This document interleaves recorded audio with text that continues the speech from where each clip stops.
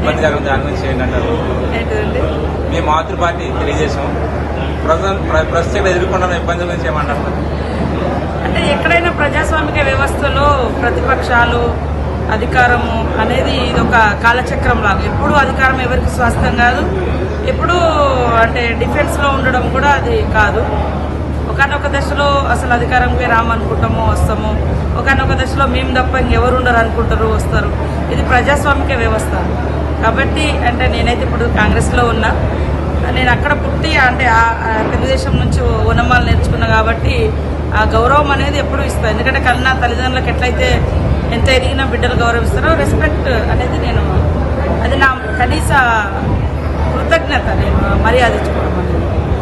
అయితే ఎవరమైనా నియంతృత్వ పోకడలం ఎవరు పోయినా అది ప్రజాస్వామ్యం మనుగడకే ప్రమాదం ఉంటుంది. కాబట్టి తెలంగాణ అయినా ఆంధ్ర అయినా భారతదేశంలో అయినా పాలకులు ఒకటే గుర్తుపెట్టుకోవాలి, ప్రజాస్వామ్యాన్ని పరిరక్షించే విధంగా పరిపాలన ఉండాలి. ఇవాళ వ్యక్తులు స్వాస్థ్యం కాదు, వ్యవస్థ స్వాస్థ్యం.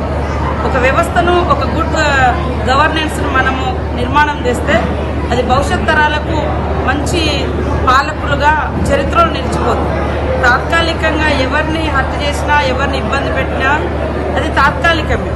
కాబట్టి గొప్ప పాలకులుగా పరిపాలించే ప్రతి పాలకుడు చాలా రెస్పెక్టబుల్గా ఉంటారు.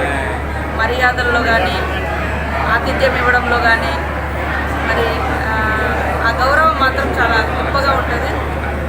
ఎవరిని కూడా అగౌరవపరిచే విధంగా కనపడరు. కాబట్టి చాలా సంతోషం అనిపిస్తుంది.